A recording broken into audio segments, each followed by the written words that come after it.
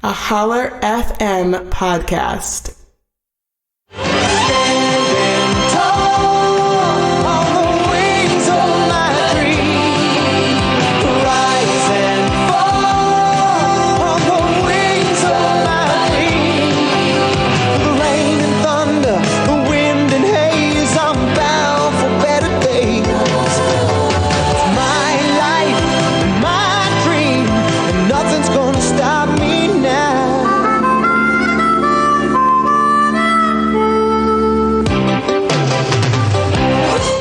So Vanessa, when you heard that theme song, what did you think? You know what? It actually made me miss theme songs. Because, nowadays they don't have theme songs anymore. It's like instrumental and it lasts for maybe about a minute at most. And I was like, oh, I miss having theme songs.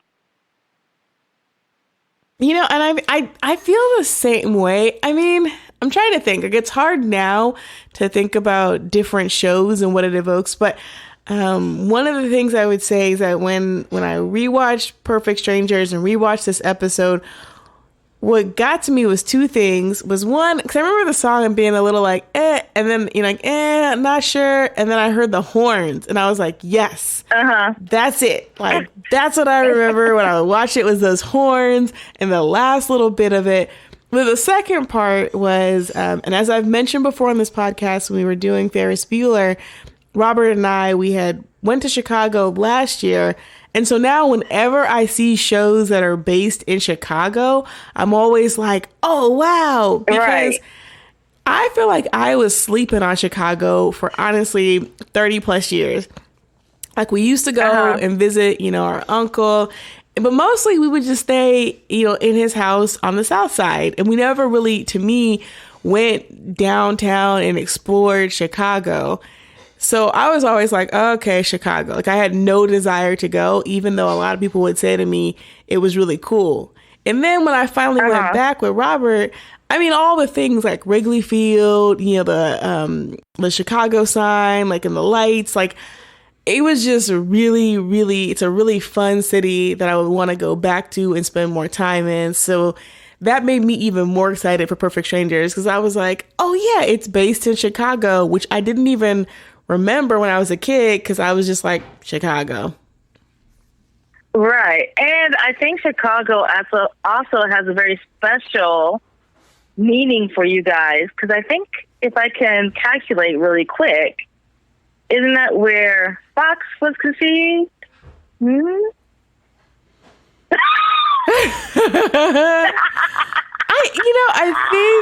I think so. This was the tip for me also. What I got to be careful about is, because, Chicago was like this. It was so much fun. We went to go see Hamilton. After Hamilton, we went and had a big ass steak dinner at 12 in the morning. Went to the blues joint.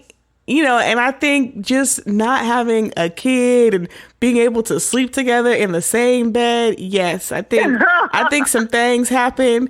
But now I'm going to be real clear with myself, because I love Fox and I love, Felix. But I definitely know I am done. So the next trip we take, I'm going to make sure we good. Like, I want us to enjoy ourselves, but I also want to make sure that we don't go like, what was it? Because that happened in April. We had Fox in January. So I don't want us to do the calculations and be like, oh, looks like that was the place where you were, Nope, not going to happen. Praise the Lord. Right. Well, the next big trip is probably going to be your honeymoon. So that would be something. Or not. Conceive another baby on your honeymoon. Or not. Anyways, going off topic. Praise the Lord. Let's get back to Larry and Bulky. Yes. But first, Chanel, what are you sipping on, girl?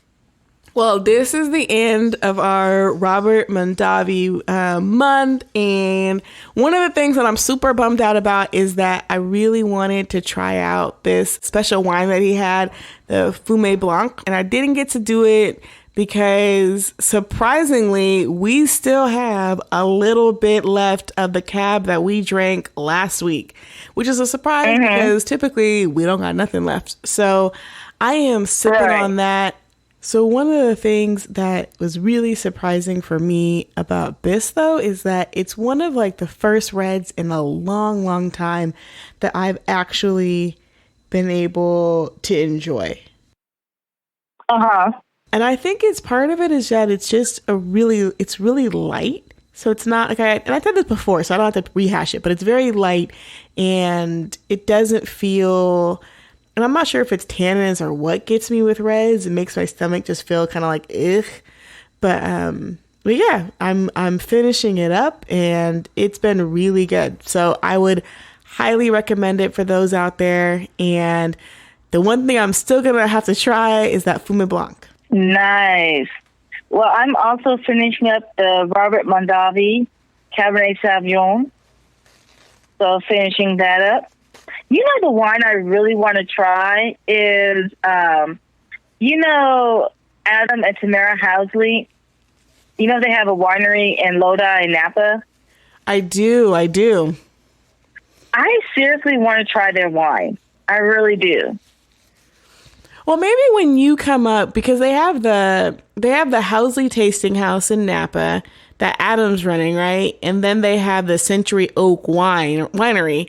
So maybe when you come up, because Lodi isn't that far, we could always just drive to Lodi and try the Century Oak. Or if you come to our home in the Bay Area, we could go to Napa to the tasting room. Because I always wanted to go there too. Because I follow Tamira and Tia. And, you know, she's always posting about the tasting room. Oh, maybe we should go to the tasting room then. But I seriously want to try their wine. Do you think you would fangirl out if you saw her? I don't know if I would fangirl her. I mean, I enjoy watching her on The Real. But, you know, fangirling for me would be like Iyanla Vanzant or definitely Morris Chestnut. Yes, Vanessa. But I would definitely take a picture. Yes. But I would definitely, you know, see if I can take a picture with her and just let her know, like, I appreciate your opinions on The Real and everything like that. Yeah. I don't really. But my fangirling would be for, like, Iyanla Vanzant and Morris Chestnut. You definitely know it would be for Morris Chestnut. Child, if he was in that tasting room, I don't think I want to be there if he was in the tasting room at all. Like, I think I would honestly just be like, I'm good. I'm going to bow out on this one. I'll see you later. But you know what I was going to say is that I don't watch The Real, but I do follow The Shade Room on Instagram. And I don't know what really goes on, but I feel like I always see people talking about her and that she's not somebody that's messy in a lot of people's business. Like, she basically, you know, says what she has to say, but she's not out here trying to talk about people negatively. And I also hear a lot of smack about, what's her name? Lonnie Love, and her throwing shade, whether it's intentional or not. So that's part of the other reason why I like Tamira, at least from what I've seen on Instagram, is that, you know, she stays in her lane, has her family, that's her priority. And when she's on The Real, you know, she's not trying to be, you know, busybody, basically.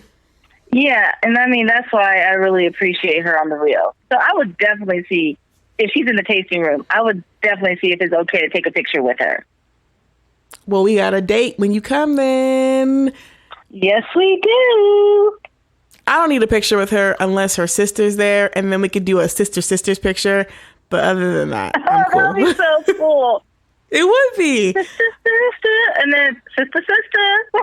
And then we could post it up on the Instagram page that I'm going to make for Sippin with my sister. Anyways, see, I got ideas. So, yes. Yeah. But So let's back do to it. Perfect Strangers. Right? Let's talk about Perfect Strangers. So, I mean, I guess I could talk about the premise. I feel like you could watch any episode of the show, honestly, and figure it out. But basically, Larry works in Chicago, and his cousin Balky comes from some like made up country from the Baltic Islands. I can't even remember the name of it. And he comes, and so a lot of it is Larry basically acclimating his cousin, who is now like becomes his roommate, to America and the culture and the right language. And so I feel like most of the like, most of the fun comes from Larry playing the straight guy, and then Balky just, not understanding and or messing up different words and things that lead to, a complication or a new situation that they have to figure out. Right. That's pretty much it in a nutshell. Yeah. I mean, if you don't know Perfect Strangers, I promise you, pick any episode and like within 2 minutes, you'll be like, oh, pretty much got it. Yeah. But this episode that we picked, I think we picked it especially because it features Carl and Harriet Winslow, and Perfect Strangers was actually, Family Matters was actually the spinoff for... Right, from Perfect Strangers. Exactly. And so we thought what would kind of fun to do is have one, as we kind of wrap up the TV month, have one episode that, isn't super long, but ties into a bigger show. And we could talk about Perfect Strangers, the characters, the cast, and then talk, bring up Harriet and Carl and what they maybe add to Perfect Strangers. Right. So what do you think, Vanessa? Initial thoughts about Perfect Strangers? I have to say, I'm really surprised that Perfect Strangers isn't as popular as like the Golden Girls or even Living Single. I almost feel like it's kind of gotten to the obscure shows where people will be like, oh yeah, it does sound familiar, or it's like I vaguely remember it. Because, I know we watched it when it was live on TV, but it was like one of those shows now where I'm like, I remember it, but there's not like a standout episode. It's like vague memories. But it's a hilarious sitcom. It's hilarious. I was watching it, and I know last week we talked about Living Single and Friends, and I had said that to me, Friends comes across as scripted. And I feel like with Perfect Strangers, it's almost like, we know it's a scripted show, but it feels very loose. Like, I almost kind of get the feeling that Larry and Balky are ad-libbing. So it doesn't feel quite so... Like, to me, Friends felt very scripted, like they were going off the script and there wasn't any ad-libbing. Whereas Perfect Strangers, I felt like there was some freedom to ad-lib, so it didn't feel quite so rigid. Because I found myself still laughing, especially when Larry and Balky are in the bar, and they're just like, and Larry's like, no, I want to record, what he thinks is a corrupt politician, and all the slapstick comedy between him and Balky was like hilarious to me. Yeah, and I think going off of that, I had a couple of thoughts. I felt like when I think about that kind of initial, and TGIF had like multiple iterations, but this is one of the ones that I remember as a kid. It was a little fuzzy. So when I watched it, I was like, oh, like they definitely had that chemistry and the connection. And I think you could see that. Yeah. And I felt like, okay, they definitely vibe. They play off of each other really well. I really liked the addition of Harriet and Carl. And one of the things that I will say, and we're not talking about Family Matters, so we ain't gonna spend a bunch of time on that, but I actually like, just doing a quick comparison, I like Harriet and Carl in this iteration far better than what I remember from them of Family Matters, because I think they're pretty snappy and they're witty and they're funny. And yeah, I don't remember that from Family Matters. Like, I think the show gets a bit, I don't want to say watered down, but like it gets focused on like Urkel, which at a certain point he gets annoying, right? But like, I felt like they played really well into making it almost a bit more of an ensemble. So it's like, to me, Larry and Balky would be great on their own, but I liked how they got to play off of Carl and Harriet. I thought that was really funny. So that made me more excited about it. And then the only thing that I thought was kind of strange, though, and this just could be because I'm watching it now, is that I did feel like what didn't resonate was kind of how the immigrant experience is portrayed now. So Balky's character, I felt a little bit like what made it funny was like Larry's waiting for a great perversion. And he's like, no, Balky, it's promotion. Right. So I could get it, right? Part of it is that he's learning English. He's figuring it out, but it does make him feel a little dim-witted, especially when he was like, wait, but Carl said this was a secret. We weren't supposed to tell. And then he gets tricked by Larry. Like, that's the part that I didn't necessarily resonate with me, was the idea of him being a little bit more of the dim-witted, immigrant coming in, versus like, you would hope that, because this is season 4, at this point, he has a good amount of grasp of understanding of situations. So that part didn't fully resonate. Or the fact that he comes from this like made up Baltic Islands place. Like, some of that stuff just didn't land well for me. Yeah, I mean, I'm pretty sure if they ever decide to reboot Perfect Strangers, I think there would be more of a sensitivity with the portrayal of an immigrant, and especially one who is not familiar with the English language. But I mean, I know people who English is their second language, and there are times when you might use a particular verbiage and it just goes over their head, because it's like, what does that mean? It doesn't make sense. No, and I hear for what you're sure. saying. And I hear what you're saying, though. But I think the portrayal of it for Perfect Strangers, it kind of did make him seem not dim-witted, but maybe naive.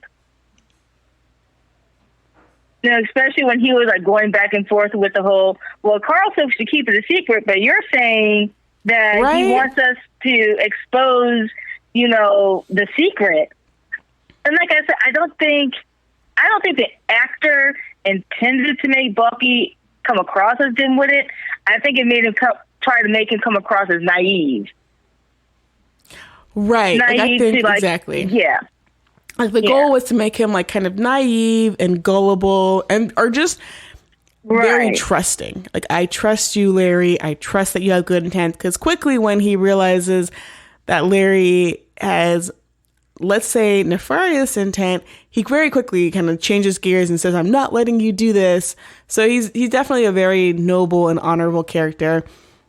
So yeah, I think you're right, but the intent was one way, but I think it could be construed, particularly now when we're watching it, in another way. And so what's crazy is that, girl, I'm watching this. I'm almost embarrassed to admit that I watched this show, because it's like mom level. I'm watching Bob Loves Abishola.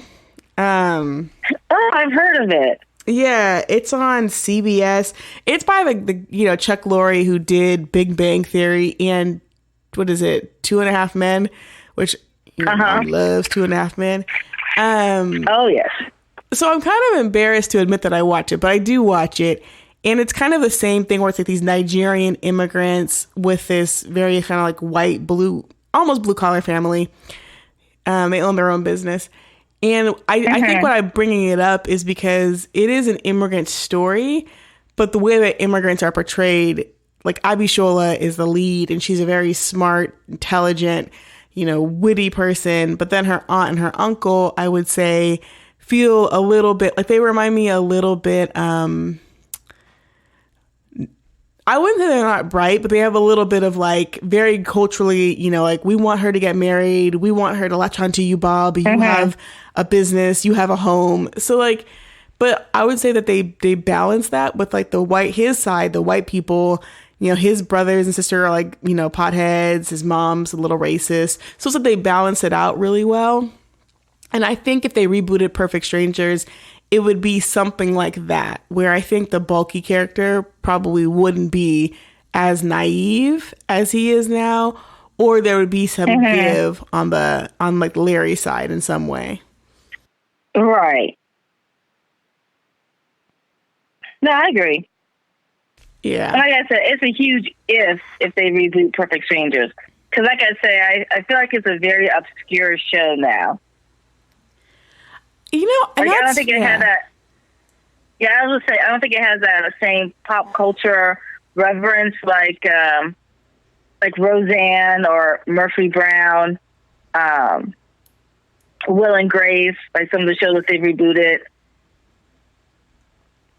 Right, because I was thinking about reboots too, because like as you mentioned, there's so many shows that we're seeing now getting rebooted, and even from the TGIF lineup, you know, Full House, which is now Fuller House, they got their reboot. I did wonder about it, and I did a little bit of like Googling of like what would people want to see as the top choice of shows to get rebooted from that, you know, from TGI Friday or TGIF, and of course the number one was like Boy Meets World. Disney kind of did like a reboot. Yeah, they kind of already. Called Girl Meets World. Yeah, and I think people were like, "Oh, that was so cool." And Family Matters was like number 5 on the list, but Perfect Strangers didn't show up at all, and that made me think in my head. Well, I wonder if because the risk is so low that it would make it in some ways easier to do. So like I'm almost like something like Full House, right, where you have a lot of expectation of what it could be like, and a lot of that carries a lot of responsibility. But if it's like Perfect Strangers, you're like, what was that? You know, it's kind of like low stakes. Like you could, if you were Netflix, you could reboot it and, you know, see what happens with it, basically. Like, oh, it did well, oh, it didn't. But that brings to me the larger question of like, I'm not even sure if this 80s kind of like late 80s, 90s sitcom format is actually relevant today. Yeah, like I said, as I said already, I think to me, I feel like Perfect Strangers is too obscure. Like I said, I think people would be like, oh, I vaguely remember that show, but it doesn't hold the same weight as like Family Matters, because I know there's talks of rebooting Family Matters, or maybe doing some type of like Where Are They Now? They're doing the same thing. There's talks of doing the same thing with A Different World. I just think that Perfect Strangers doesn't hold that same weight. Well, yeah, no, but I think my question was not if it would be rebooted, but if the format even makes sense. Like, you know, because the 80s sitcoms, they all have like the laugh track and they have those intros, like, and Family Matters intro feels very similar to Perfect Strangers. So does Step by Step. They kind of, and so I'm just trying to figure out if that still has a place as we move into more comedies like The Good Place or even like The Office, which are more, I would say, like situational comedies versus, you know, right? Like, does the format even resonate with people? And I'm wondering, like, did I just think it was, you know, kind of entertaining because I grew up with it? But if that came on today, I mean, Bob Loves Abishola is the closest I could think to it. And girl, I even feel embarrassed talking about that show. Why? I think because it's one of those shows where I don't know if it's that, this is going to sound elitist, and I don't want to sound elitist, and I don't want to sound snobby, but to me, there was something, like, I thought The Office was really funny. I liked Parks and Rec. I liked, The Good Place. And these shows feel like they're not just, like, funny shows, but there's, like, an actual, like, intellectual, like, and witty component to them. And the humor is different, and it really is like an ensemble cast, and it's situation. And I think, or it's not necessarily to me like just based off of situational. It's more observation. So like I always like crack up when like something crazy would happen on The Office, and Jim would like just give Pam this look, and it'd be hilarious. Whereas with these like 80 shows, like to me, it's, you know, like the humor is just very different. And with Bob Loves Abishola, it's the same thing where I'm not watching the show to laugh about it. I think I just watch it because I'm like, oh, it's Nigerian people as a white people, and I want to support people of color. And I think it's cool seeing the cross-cultural piece of it.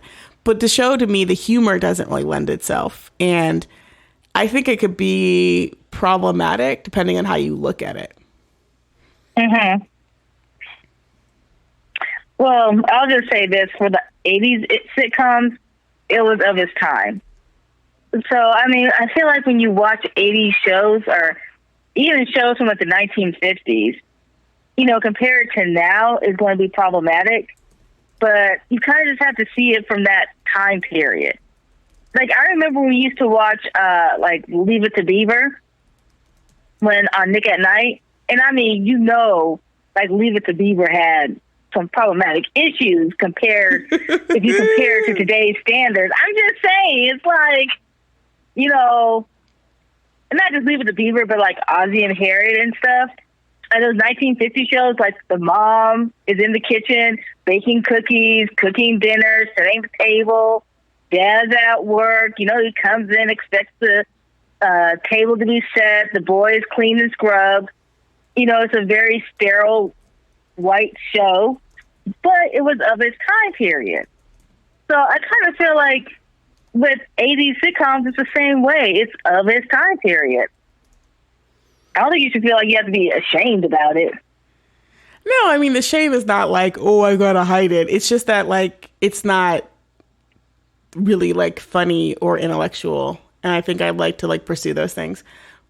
But here's my other question I think is more interesting, is that, like, and this should probably be the last question, because I think we wanted to do a shorter episode with this one, was like, when is something of its time and when is something basically like racist, sexist, or, you know what I mean? Like, I think there's a fine line that you can go between of like, this is just like built in and of its time and you have to understand in that context, or like, this is like straight up like racist. Like, what's the line for you on that?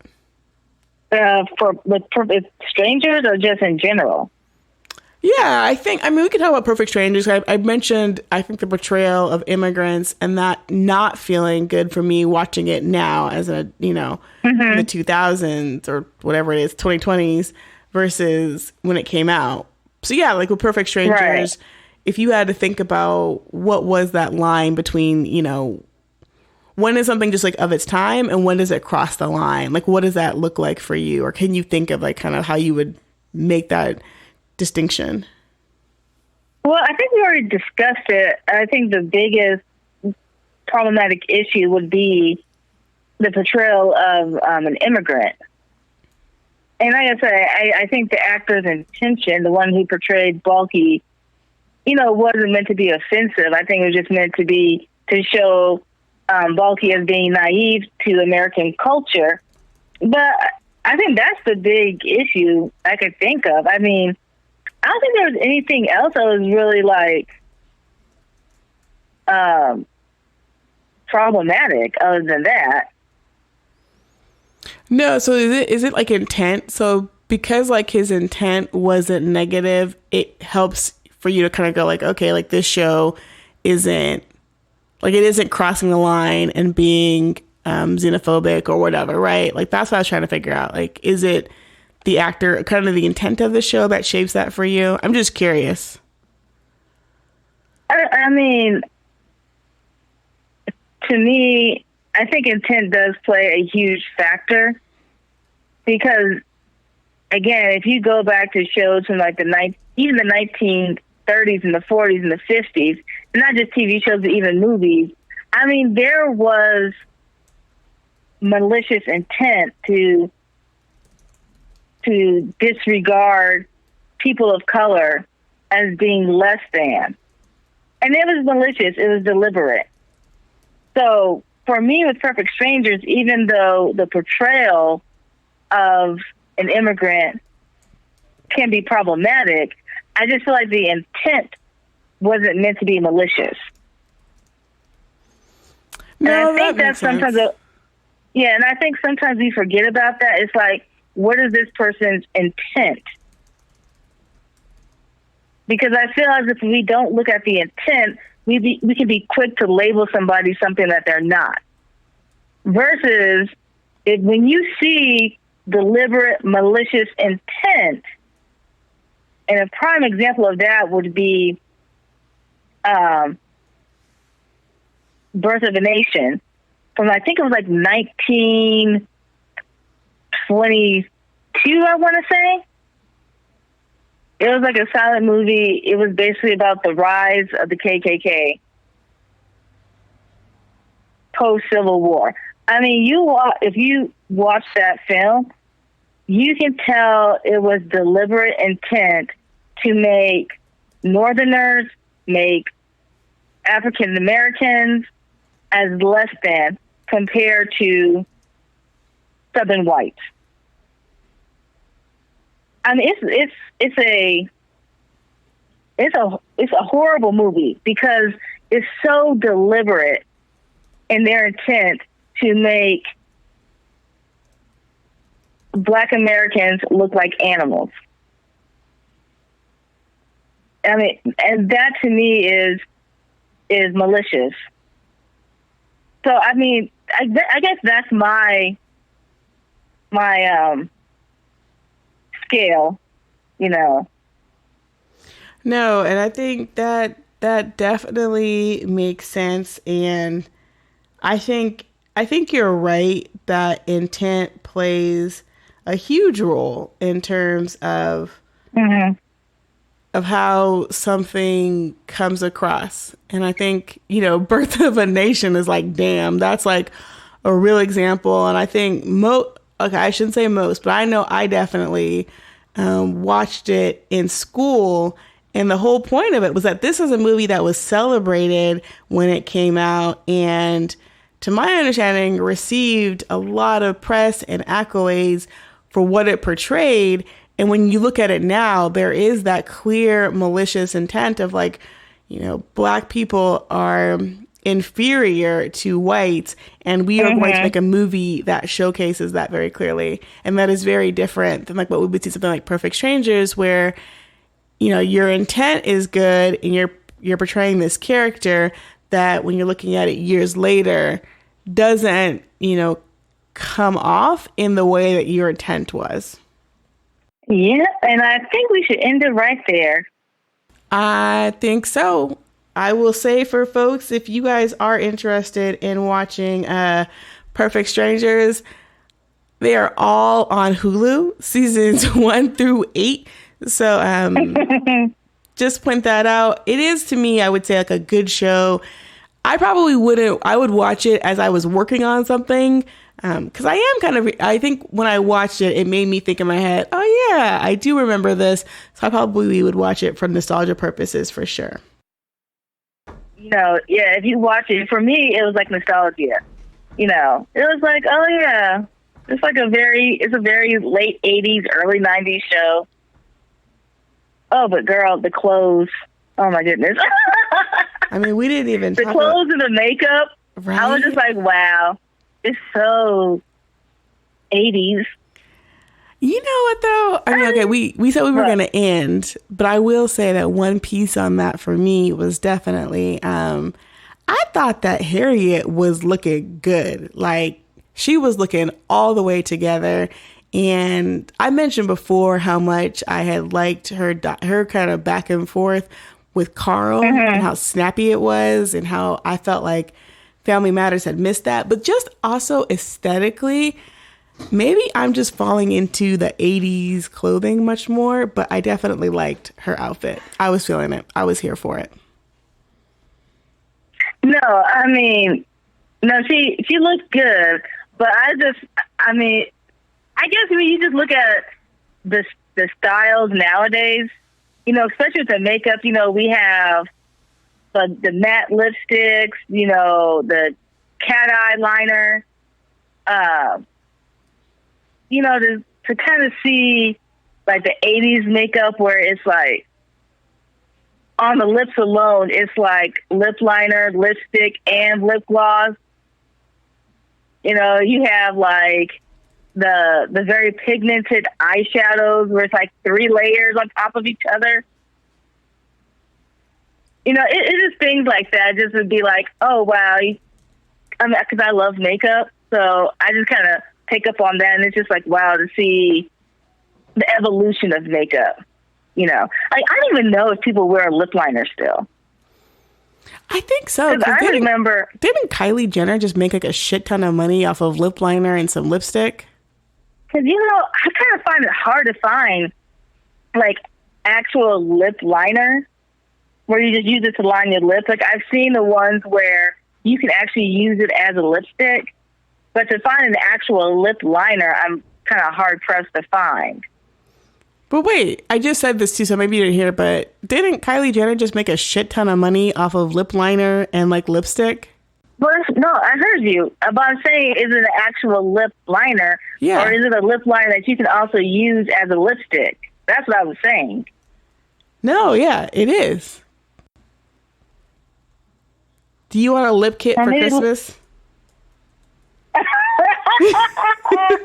I'm being serious, because they're like, girl, you know what? This girl has her stuff for $30. Ain't nobody paying no $30 for the lip liner and some lipstick. Sorry, Kylie. Get your money, girl. Yeah, no, I'll pass. Yeah, it is one matte liquid lipstick and one pencil lip liner, and you can pay $30. And it is the matte lip kit, but there's a number of different lip kits. Oh, well, I guess lip liner is still here. Anyways, yeah, but that was my thought. I was just like the clothing, the makeup, it just takes me back to the 80s. Like, I remember when Mom would put on her makeup, you know, and like I said, you know, she would have like the 3 eyeshadows, and she'll also do like the little silver one underneath the eyebrow. Oh, I loved those moments, and it was always fashion fair. It was what Mom used to wear. Yes, fashion fair, and then like the lips, it would be like literally lip liner, lipstick, blot, more lipstick, blot, and then the lip gloss. And you know, it was like that sticky lip gloss that I got everywhere. You know, you are definitely making me feel I'm feeling nostalgic too. About the makeup and just that. Because I think what I'm realizing that I really liked the pigmented eyeshadow look that Mom used to rock, which I think you also see on Harriet Winslow's character. Yeah. But I would say I am definitely excited to maybe think about that more. But on that note, we should definitely wrap up. Yes, Chanel. All right, so let me... And Fox just confirmed it's time to wrap it up. So let me tell everybody, thank you guys all for stopping by and sipping with us. Make sure to leave us a review on iTunes or Apple Podcasts. And let your friends know that they can find us on Stitcher, Google Podcasts, Spotify, and wherever fine podcasts are served. We out, Vanessa. Mic drop. Oh.